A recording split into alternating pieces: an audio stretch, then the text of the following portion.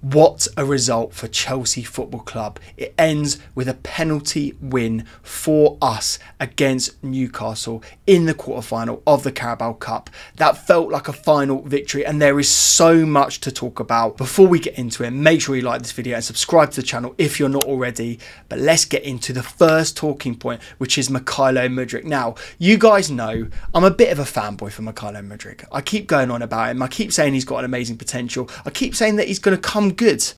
Yes! Mudryk! He has done it! He's done it!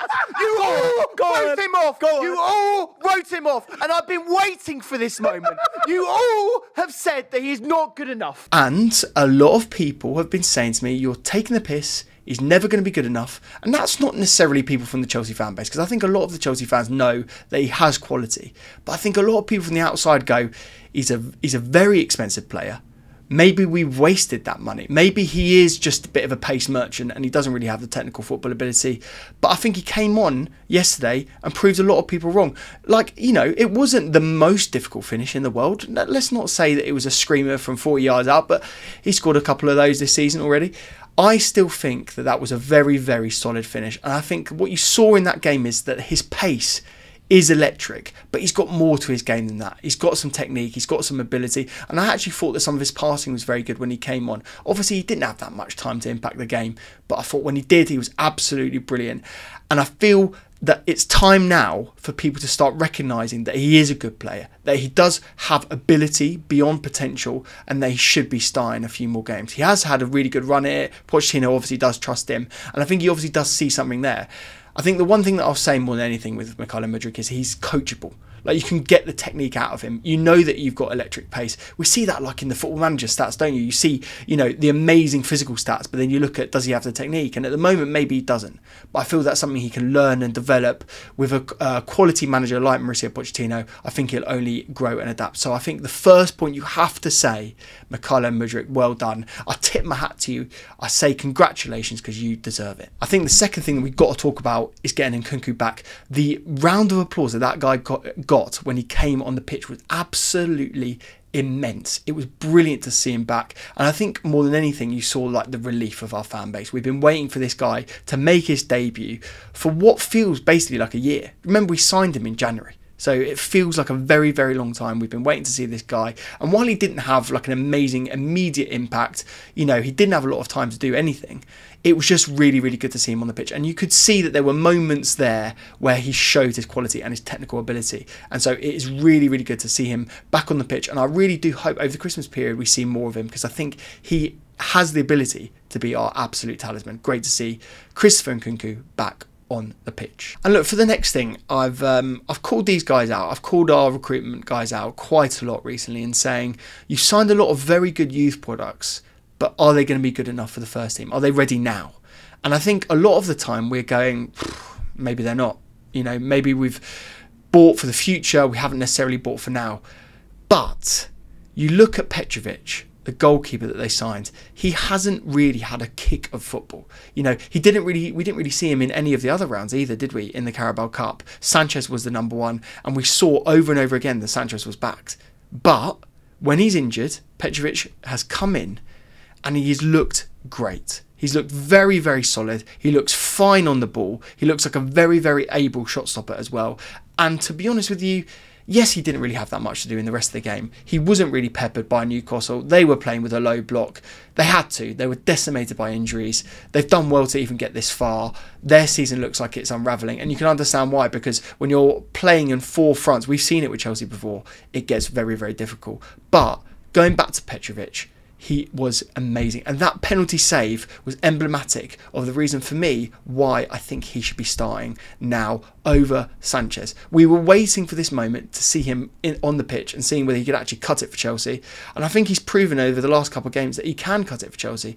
And so I want to see more of him. And I do think Sanchez is going to really, really struggle to get back into the team. Let me know what you guys think. Like, would Sanchez come back for you, or would you prefer to see Petrovic? My call, I'd rather see Petrovic. I think he's looked very, very good. I think he's looked very solid when he's been playing for us. I'm really interested to see what you guys think though. Gallagher is the next one that I also want to call out. I thought Gallagher was everywhere. And it's so interesting now, we're seeing this contract situation, and we're seeing a bit of briefings back and forward between the club, between Gallagher. He's got 18 months left on his contract. That is not a lot of time at all.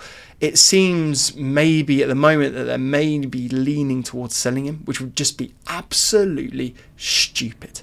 It would be such a bad decision. I think Gallagher has the talismanic ability to be everywhere in the pitch. He has the ability to get up and down, but he's quality as well. He's not just a physical player.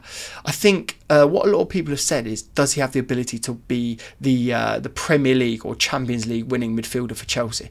I think that's slightly reductive. I think that's slightly unfair to say and call him out and question his ability when really he hasn't really let a foot wrong for Chelsea and has probably been our best midfielder this season. So again, you know, for me, I would be urging the board and the management staff there to give him that new contract, give him what he deserves. We don't need to sign him to another 18-year contract. Let's just give him a 4 or 5 year deal. Let's see him play for Chelsea, and let's avoid another Mason Mount situation, because, you know, even if he isn't the one, even if he isn't the player that you want to see playing week in, week out, he will be a fantastic option off the bench, and he just cares. And we just want to see more people like that playing for Chelsea, because we've missed that so much. Another one that I really want to give some praise to is Malo Gusto. You know, he came on at left back, looked absolutely fine. He always wanted to cut in on his right back. You can't really blame him for that. Then he switches over and looks like a different player on the right-hand side. I have to say, I think what we always worried about with Reece James being injured as much as he was is that we would never get that quality back. And I'm not saying that Malo Gusto is exactly the same quality as Reece James, but my God, he's got the ability to be. You know, some of the crosses that he was whipping in, the pace that he was doing, his composure on the ball. I think now we need to abandon the experiment of playing, you know, centre-backs as full-backs, and we need to see Malo Gusto playing. I thought he was absolutely brilliant, and I really do think he has the ability to maybe usurp Reece James, you know, with the ability and that he has, and with the injury record that Reece James has. I mean, look, Reece James is absolutely probably one of our better players, maybe our best player. But then you look at the injury record and you look at the potential surgery that he's going to have. Is he ever going to be the same? And so I'm looking at it now and going, Malo Gusto, absolutely able backup. And I think we've done a fantastic signing bringing him into the team. Now, that's a lot of positives. And I think a lot of players did stand out. But I thought there were some negative points as well. I think in the first half, the tactical setup that Pochettino did, we weren't really able to break Newcastle down. And then it's another first half performance that we've seen where we haven't been able to really maximise the attacking prowess in that first 45 minutes. And I think it's a bit of a shame. So I think Pochettino is going to learn from these early changes that he's been making, the half-time changes that he's been making, and going, maybe this is how we've got to set up our team for the entirety of the 90 minutes. Because quite frankly, we can't keep relying on late goals to save us. So I do want to see us scoring earlier, putting a lot more pressure on in the first half, and I think we can do that with some tactical tweaks. Maybe it is playing a 10 more often, you know, with Cole Palmer in there, or maybe it is mixing up the sort of like the wing and the attacking options. Again, you know, Broja for me, and this is a talking point, you know, that we're going to move on to in a second, but Broja for me didn't really tear up a lot of trees yesterday. Jackson is, you know, hit and miss. I think he's had a lot of very, very good moments, but he's had a lot of moments where he's been a bit suspect. And so maybe what we're going to end up seeing, and we've talked about this on Joey's show, is about, you know, attackers mixing up that Liverpool's back in the day system with Firmino and Salah and Mane, where they're all moving and rotating between each other. And maybe with the return of Nkunku, that's going to be more of the option until we sign a player like an Osimhen. But I think that's going to be some tactical tweaks that Pochettino needs to do, and I think he needs to do them earlier. So that's my first sort of con in terms of the tactics. And we mentioned it there about Broja. There were a lot of chances missed. The ones that stick out for me were the Sterling one. I think Sterling missed a couple of really good chances. The one where Bruno Guimaraes blocks it on the line, great block, but again, you know, Sterling should be finishing that. He had the composure to round his man, but he couldn't really get it into the net. And then you look at Jackson, he missed it. Another good chance where, from a Broja cross actually, where he just missed the post. Again, that should have been a goal. And then Broja just, again, he didn't really get on the ball. He had a very, very limp chance in the first half. Again, that probably should have been a goal. So we're just really struggling with the conversion, and we've been saying that all season.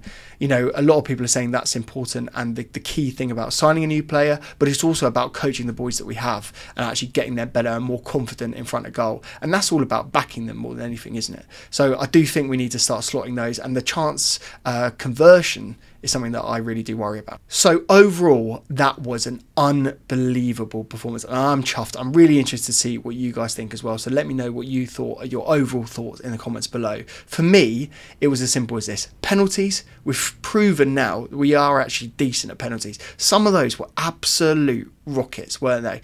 Like the Nkunku penalty was absolutely brilliant. Gallagher's penalty was very good. Mudryk, again, a player that has potentially been called out on his confidence and how much that impacts him. He slotted his penalty really well. And again, Nkunku coming on was absolutely brilliant. And it was great to see him take a penalty as well.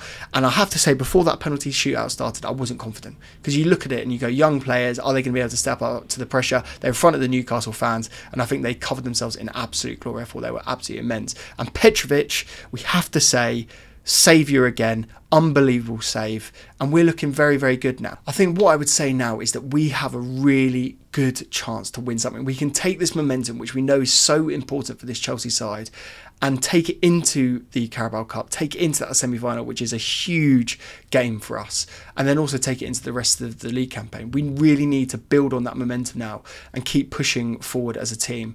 I think when you've got a team of young players that are questioning themselves and their own confidence and their own ability, games like this can be transformational. And so we really need to use that ability, use that confidence now, use that grinding out of a game to say that we can beat some of these better teams, and we need to start doing it more often, and we need to carry that in to the rest of the season. So that was an unbelievable game. Thank you so much for watching. It's great to be back. I know I was away for a little holiday and I wasn't uploading, so I really, really appreciate you sticking with me for this one. What a performance it was. If you like this video, please do subscribe to the channel. It means the absolute world. We're very, very, very close now to 5,000 subscribers. Never thought I'd even say that. So thank you to every single one of you that have watched the video so far. And remember, if you haven't already, check out Aveste, my clothing brand, the home of independent streetwear. You can still pick up something in time for Christmas if you want to treat yourself, and maybe even after Christmas, you know, go crazy. Thank you so much for watching. Come on Chelsea, and we'll be ready for that Wolves game on Christmas Eve.